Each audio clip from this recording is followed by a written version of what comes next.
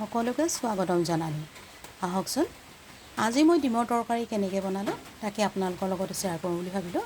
এয়া চাওক, তাৰ কাৰণে আগতীয়াকৈ মই ডিম বইল কৰি ল'লোঁ, লগত হালধিও সানি লৈছোঁ, আলু বইল কৰি লৈছোঁ, সৰু সৰুকৈ কাটি লৈছোঁ, হালধি সানি লৈছোঁ আৰু সৰু সৰুকৈ পিঁয়াজ কাটি লৈছোঁ আৰু বিলাহী নহৰু আদা পেষ্ট বনাই লৈছোঁ। তাতে ৰেড চিলি, কাশ্মীৰী মিৰ্চ, ধনিয়া, জিৰা, গৰম মছলা এয়া সকলো মিক্স কৰি লৈছোঁ, তেজপাত, শুকান জলকীয়া।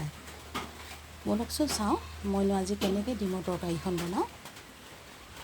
তাৰপাছত এয়া তেল গৰম হৈছে, ইয়াতে মই এতিয়া ডিমকেইটা দি দিওঁ। ডিমকেইটা এনেকৈ ভাজি লওঁ।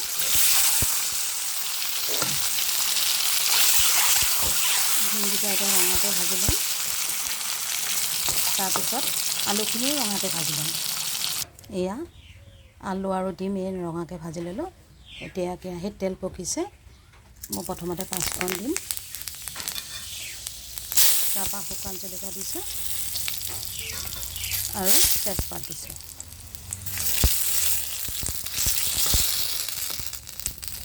হোৱাৰ পাছত এতিয়া মই ইয়াত পিঁয়াজ দিছোঁ। পিঁয়াজখিনি অকণমান ৰঙচুৱা হৈ লওক, তাৰপিছতে বিলাহী, আদা, নহৰু এইখিনি পেষ্ট দি দিম।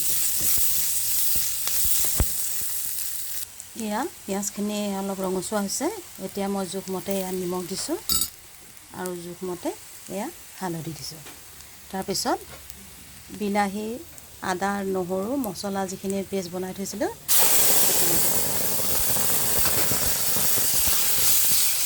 সেইখিনি অলপ ভাজি লওঁ।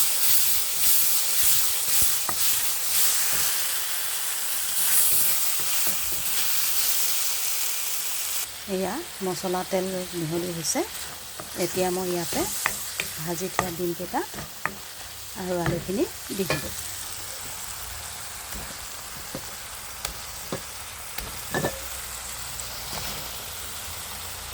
দি পেলাই অলপ এয়া ভাজিম।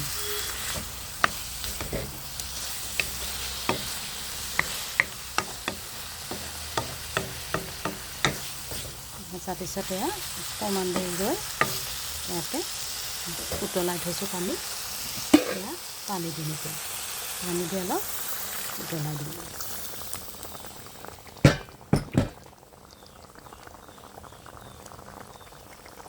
উতল যেতিয়া আহিব তেতিয়া নমাই থৈ দিম। কেনেকুৱা লাগিলে মোৰ এই ডিমৰ তৰকাৰী ৰেচিপিটো আপোনালোকে কমেণ্ট কৰিবচোন দেই। লাইক, কমেণ্ট, শ্বেয়াৰ কৰিব, লগতে ফ'ল' কৰিবলৈ নাপাহৰিব। আৰু নতুন নতুন ৰেচিপি মই আপোনালোকৰ কাৰণে আকৌ আগবঢ়াম। ধন্যবাদ।